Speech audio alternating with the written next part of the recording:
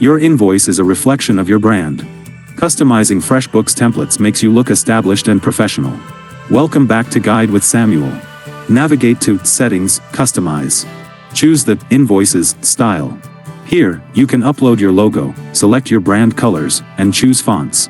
You can also edit the default message to client to include your payment terms or a thank you note. You can control which fields appear, like PO numbers, and even add your legal terms and conditions to the footer. My crucial pro tip? Create a custom payment instructions section. Don't bury how to pay you.